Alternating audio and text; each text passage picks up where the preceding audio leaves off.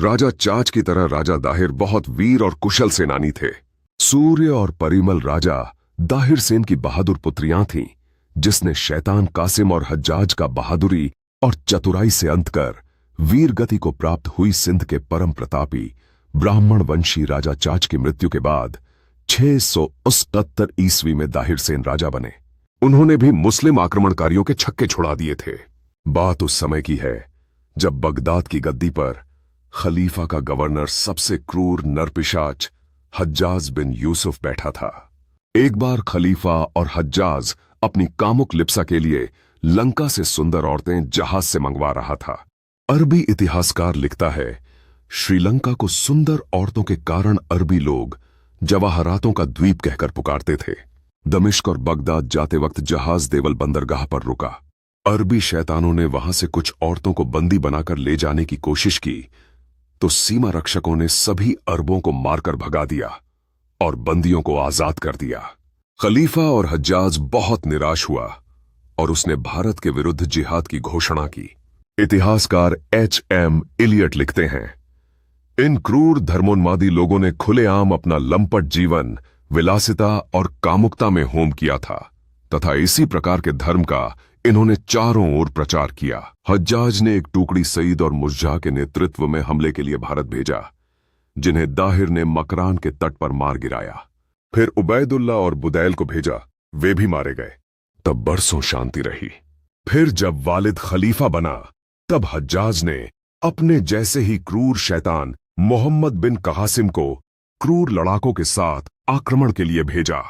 कासिम ने अपनी सारी ताकत से दाहिर पर आक्रमण किया, पर दाहिर के सैनिकों ने उसे छठी का दूध याद दिला दिया।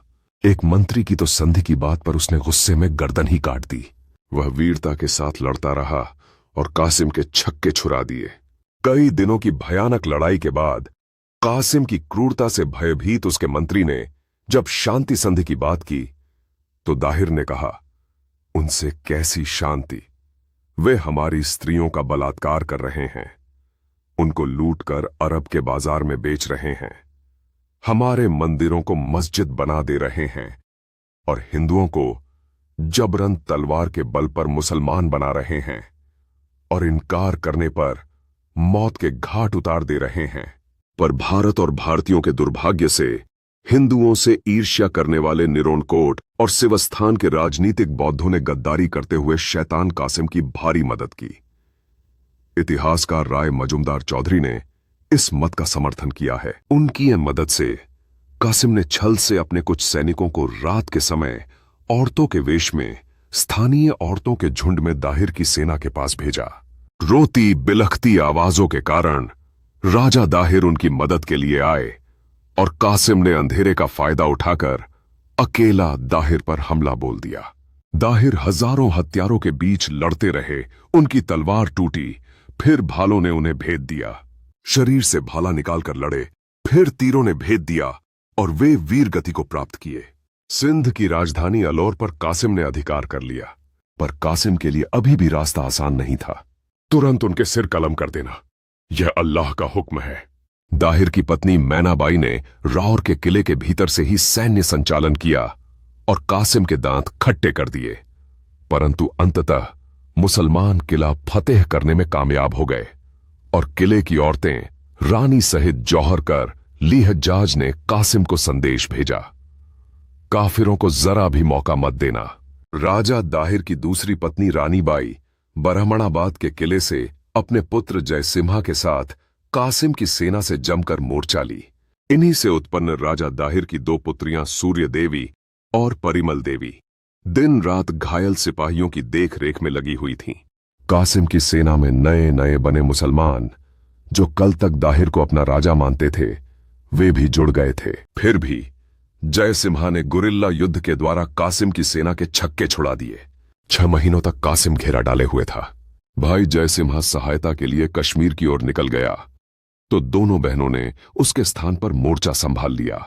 इधर मुसलमानों ने फसलें जला दी, जलाशयों में जहर घोल दिया, पर बात नहीं बनी तो एक बार फिर छल से काम लिया गया और कुछ गद्दारों ने किले का फाटक रात्रि को खोल दिया और फिर किले पर कब्जा कर 16,000 लोगों का नरसंहार किया गया। राजा दाहिर की दोनों पुत्रियों प्यासिदाफा सूर्य देवी और परिमल देवी को बंदी बनाकर खलीफा वालिद के पास भेज दिया। लूट और गुलामों के झुंड के साथ दाहिर की दोनों पुत्री सुंदर और कोमलांगी वीर बालाएं दमिश्क पहुंची। उनकी सेवा शुश्रूषा कर पेशी योग्य बनाया गया। इतिहासकार एलियट लिखते हैं, खलीफा वालिद ने दुभाषिए से बड़ी छोटी का पता लगाने को कहा ताकि बड़ी का भोग पहले लगाया जा सके और छोटी का बाद में। बड़ी को अपने पास रखकर खलीफा छोटी को वापस हरम में भेज दिया। खलीफा उसकी सुंदरता से मुग्ध हो गया था। उसने उसके कमनीय शरीर पर अपना हाथ रख उसे अपनी ओर खींचा। उसकी कामाग्नि भड़क उठी और वो जल्द से जल्द उसे बाहों में भरने को उतावला था कि तभी सूर्य देवी विद्युत की गति से पीछे हटती हुई खड़ी हो गई और बोली, यह कैसा नियम है आप लोगों का? तीर निशाने पर लगा था। खलीफा वालिद के कामाग्नि पर एकाएक घड़ों पानी पर गया। गुस्से में तिलमिलाते हुए उसने कासिम को सांड की खाल में बंद कर तत्काल पेश करने का हुक्म दिया। हुक्म की तामील हुई और कुछ दिनों बाद ही कासिम के मृतक शरीर को सांड की खाल में बंद कर खलीफा के सामने पेश किया गया। पर आपका मस्तिष्क एकदम खाली है।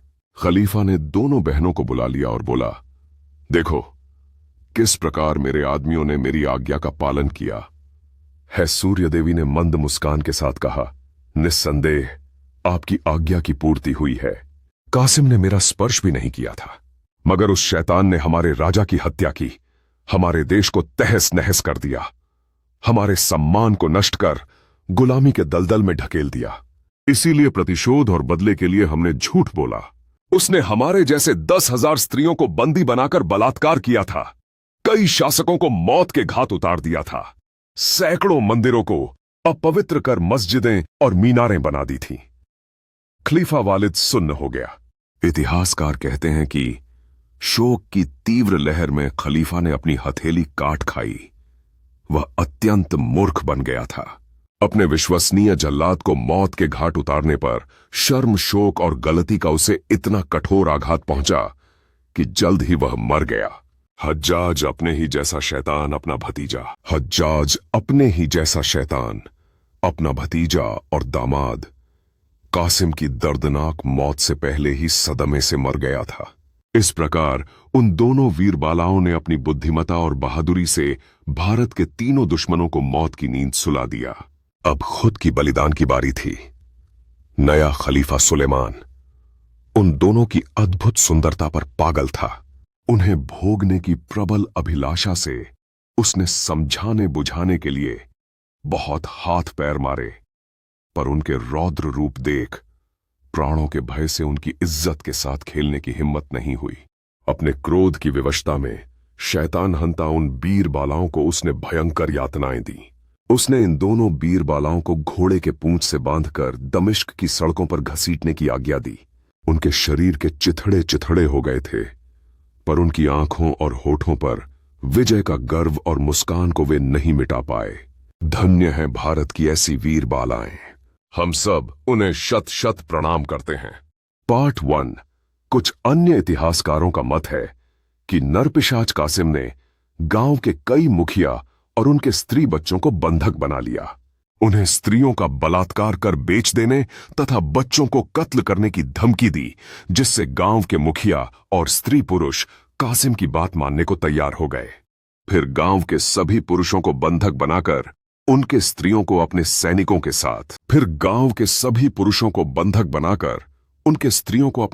के साथ बचाओ बचाओ चिल्लाते हुए राजा दाहिर के पास भेज दिया। राजा दाहिर की मृत्यु के बाद सभी को जबरन मुसलमान बना दिया गया और इनमें से कुछ मुखिया ने राजा दाहिर के पुत्रों के विरुद्ध लड़ाई भी लड़ी। पार्ट 2। इतिहासकार पुरुषोत्तम नागेश ओक का मत है कि राजा दाहिर की दोनों पुत्री सूर्य देवी और परिमल देवी बरहमणाबाद के किले में अपनी मां रानी बाई के साथ जौहर कर अग्नि समाधि ले ली थीं। खलीफा वालिद दाहिर की दोनों पुत्रियों की सुंदरता के बारे में सुन चुका था, इसलिए वह कासिम से उन दोनों लड़कियों को भेजने का दबाव बना रहा था। कासिम उनका पता लगाने के लिए सिंध में आतंक और स्त्रियों के अपहरण का नंगा नाच कर रहा था।